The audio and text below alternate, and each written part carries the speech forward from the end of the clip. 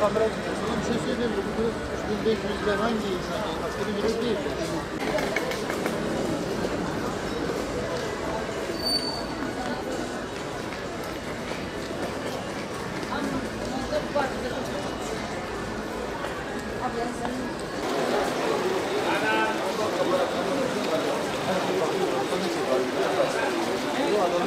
Millet geçim sıkıntısı çekiyor.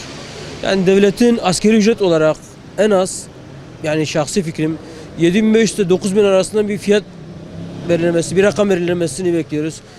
O da yetmez. Normalde bakarsan o da yetmez. Çünkü şu an bu verilen zammı bu 3 harfli marketler, bunlar zaten fazlasıyla geri aldığı için yapılan zamlar bile yetmiyor. O açıdan bu yapılan zamlardan sonra bu marketlere de bir kısıtlama getirilirse zamlar yeterli kalır. Yok eğer bu 3 harfli marketler eğer bir müdahale edilmezse bugün 9.000'e çıkardın, yarın öbür gün 10.000'de yetmez, 15.000'de yetmez. O açıdan bu yapılan zamdan sonra özellikle bu marketlerin fiyatlarına, yaptığı zamlara dikkat edip müdahale edilirse zaten yeterli kalır. Önemli olan rakam değil. Önemli olan bundan sonraki zamların önüne geçilmesidir. Şimdi asgari ücretin 6.000 lira, 7.000 lira, 10.000 lira ya da 16.000 lira olmasının bir anlamı yok. Önemli olan nedir abi? Buradaki vergiden düşürmek ya da alım gücünü yükseltebilmek. Şu anda asgari ücret 5.500 lira, 10.000 lira olursa ne olur? Ya da 10.000 lira olursa bizi kurtarabilir. Kurtarabilir mi sizce? Kimi kurtarabilir? Hiç kimseyi. Kira bakıyorsun, kiralar uçmuş. Bakıyorsun bir yak alıyorsun ya bir mont almaya çalışıyorsun. Bunu almaya çalışıyorsun. Örneğin bir gidiyorsun sıradan bir mağazaya.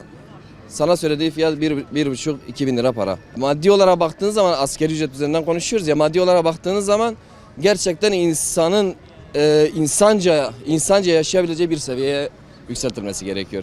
Bunun tutarı hiç önemli değil. Tutarı yükseltebilmek için bazı şeyleri düşürmen gerekiyor. Ancak o şekilde karşılığını bulur yani. Şu anda benim eşim emeklidir yani. 3,5 milyar maaş alıyor. 3,5 milyar. Eğer ben kiracı olsaydım bana hiç yetmezdi yani. Hiç kimseye de yetmez yani. Ev sahiplere de bile yetmez yani. Şu anda biz asgari ücret 11, 12, 13 milyar olması lazım. Bir aile için. Benle eşim tek yaşadığımız için yani evimiz olduğu için bize yeterli. Ama mesela benim oğlana yetmez yani. 5 tane çocuğu var. 4 tane çocuğu var yani. Hiç kimseye yetmez yani. Beklediğimiz 13, 14 olması lazım. Yani bu devirde yani. Şu anda şu devirde yani. Şu anda. Bize yetmez yani. Kimseye de yetmiyor. Diyorsunuz asgari ücret. Şu anda mesela kaşıkla veriliyor, artık kazanla aranıyor yani öyle bir duruma geldik. Normal mesela bir doğalgaza en azından 1,5-2 milyara yakın sadece doğalgaz faturası geliyor. Elektrik faturası 300-400 milyon geliyor. Bununla ne içeceğiz? Nasıl geçiniriz bilmiyoruz. Beklentimiz artık yani yapılacak bir şey neyse artık bir an önce el atmaları lazım ki yani Allah için bu işsizliği, bu şeyleri, bu mesela verilen hadi 8-9 milyar olsa belki biraz kendimizi toparlayalım. Şu anda ben ne işin ne memurum yani onu. Ama sadece yani kendimi değil yani etraftakini de herkesi de düşünmek lazım. Şu anda benim mesela kiram yoktur. Hadi çok şükür kira ama kira vermiş olsaydım şu anda geçinemezdim. Şu an asgari ücret gerçekten çok az. Asgari ücret desen zaten çok az. En az 10.000'den aşağı bekliyoruz. 10.000'den aşağı olmaması lazım. Türkiye böyle güçlü bir devlet olmasına rağmen malzeme var, sebze var, her şey var ama parası değersizleşmiş politikası yüzünden. Yani asgari ücretin çok olmasını bekliyorum. Vallahi asgari ücret yani hiçbir şekilde değil. Yani şu an şöyle diyeyim ben size. Karnı tok olan insan aç olan insanı anlamaz hiçbir şekilde. Zirvedeki insanlar tok olduğu için hiçbir şekilde halimizden anlamıyor. Bir ev kirası olmuş 3-4 bin lira. Şu an ben bekarım. Yani evlenmeye kalkışsam hiçbir şekilde kalkışamıyorum. Niye? Yani köşeye atayım desem karnımdan eksiltmem lazım. Yani onun için şu an asgari ücretin en az bir şekilde 10.000 lira olması lazım ve hiçbir şeye bir şekilde zam gelmemesi lazım. Bu şartlarda asgari ücretin 15.000 liradan aşağı zaten olmaması lazım ki zaten Türkiye şartlarında hayatta öyle bir şey olmaz. Benim tahminim 8.250 ama o da nasıl olacak? 2.500 kiraya gidecek, 1.500 elektriğe gidecek, 2.000 lirası da doğalgaza gidecek, gene elde var sıfır. Yani çocukları nasıl besleyeceksin? Artık giyimini, kuşağını yani okul ihtiyaçları var, kendi ihtiyaçların var.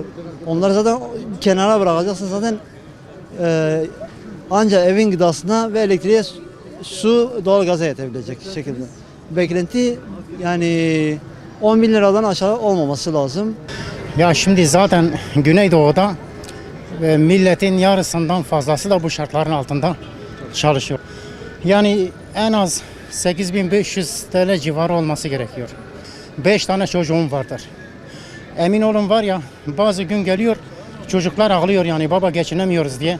Yani onu alıyorum bunu yetiştiremiyorum, şunu alıyorum ötekini yetiştiremiyorum. Bu şartlardan dolayı bizi görsünler. İsterim ki 10.000 TL de versin insanlar geçinsin.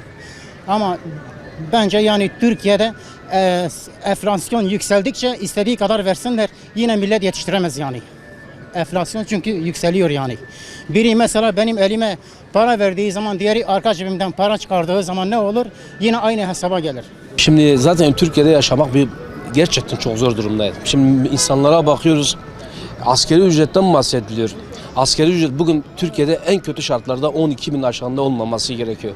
Neden diye sorarsanız zaten ev kirası şu anda en kötü bir eve girip kira verilmeye kalkarsan 4,5 liradan aşağı ev kirası zaten yok. İkincisi elektrik faturalarına bakıyorsunuz ki o kadar ki yüksek geliyor doğalgaz herkese. Yani Türkiye'de yaşamak gerçekten çok zorlaşmış.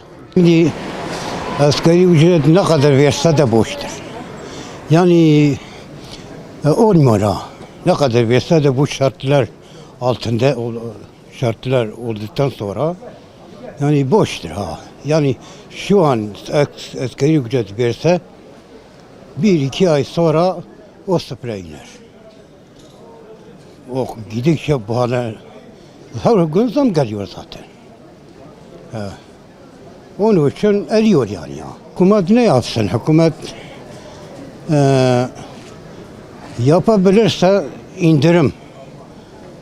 Şöyle buhalilik daha önce önlem alabilseydi belki bu kadar buhalilik olmazdı.